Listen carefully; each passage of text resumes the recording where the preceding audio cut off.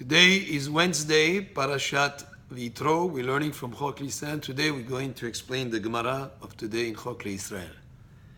Tanei Rav Yosef, im kesef talvet ami et ani imach. Here Rav Yosef quotes a pasuk, if you lend money to my people, et ani imach, to the poor one among you, or to who's with you, ami venochri, this teaches if you have the chance to give a loan either to a Jewish person or to a non-Jewish person, ami kodem, a Jewish person would take precedence. Ani ve'ashir, if you had the choice to give a loan to a poor man or to a rich man, ani kodem, a poor one would take precedence. Aniyecha va'aniye irach, aniyecha kodmin. What about your poor, your relatives, and the relatives of your city? Who would take precedence? You give priority to the ones who are relatives of yours, who are poor, would take precedence over the poor people of your city in general. What if you have a choice between giving support to the needy people in your city or the needy people in another city? The needy people of your city will take priority. They'd be the ones that you'd help first before the others. Amar mar ami venochri ami kodem. Pshita.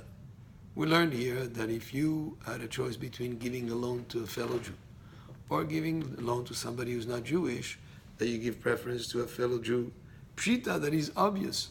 Why did Rav Yosef need to teach us that? Amar Rav Nachman, Amar li Huna. Rav Nachman said in the name of Huna, Hadis come to teach that if you were going to lend money to a non-Jew and you would be permitted to charge him interest, or to give a loan to a fellow Jew and a fellow Jew you cannot charge interest, you still give the preference to a fellow Jew at no interest when there is no financial gain, compared to making financial gain by charging a non-Jew interest. You'd still give the preference and you give the priority to a Jew in need of a loan before you would lend to a non-Jewish person. Tanya, we learned the Baraita. Amar Rabbi Yossi bor'e kamas miut enehem shel malveh beribit. This is a Baraita that Rabbi Yossi taught. See how blind are the people who charge interest. What does it mean by blind? He's going to explain. אדם קורא לחבר רשע יורד עמו לחייו והם מביאים עדים ולבלר וקולמו, סודיו וכותבים פלוני זה כפר באלוקי ישראל.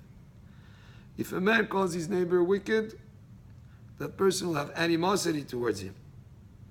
But a person who lends with interest, brings witnesses and a notary and pen and ink, and they make a record of it, and they make an attestation, a signature on there that what? That so-and-so owes money with interest to so-and-so. That's comparable to Chaz v'Shalom denying the God of Israel. Because in the Torah it says that you're not allowed to lend money to a fellow Jew with interest. So a person who makes a document, a note of indebtedness, that somebody owes him money with interest, it is as if he denies the Torah and denies Hashem. Tanya, ברייתא רבי שמעון בן אלעזר אומר, כל מי שיש לו מעות ומלווה אותם שלא בריבית, עליו הכתוב אומר, כספו לא נתן בנשך, ושעון הנקי לא לקח, עושה אלה לו ימות לעולם.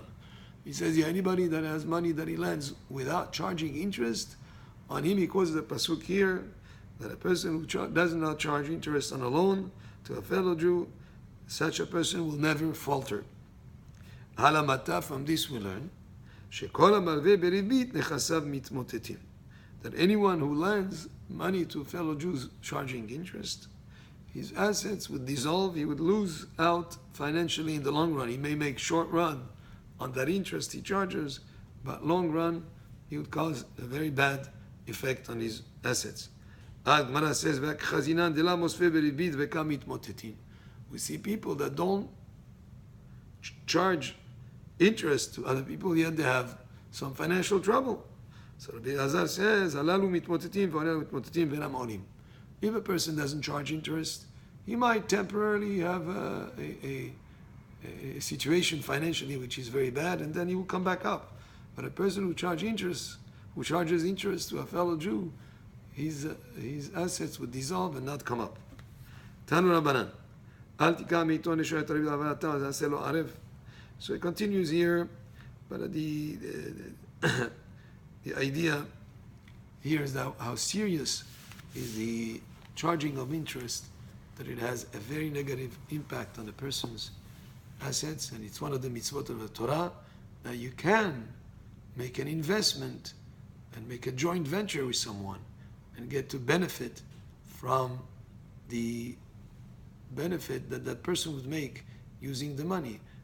And if there are situations where a person needs a loan to do let's say a business transaction or that type of thing, rather than wording it as a loan with charging interest, there are documents that can be written and structure the deal in such a way where actually you're becoming a partner in a joint venture, and then it can be done in such a way where there's a set amount of money that is paid as a percentage of the money that was invested, but it has to be done in the proper way, in the proper manner, with the proper documents, and recommended on situations like this to consult with the rabbi how to do it according to halacha.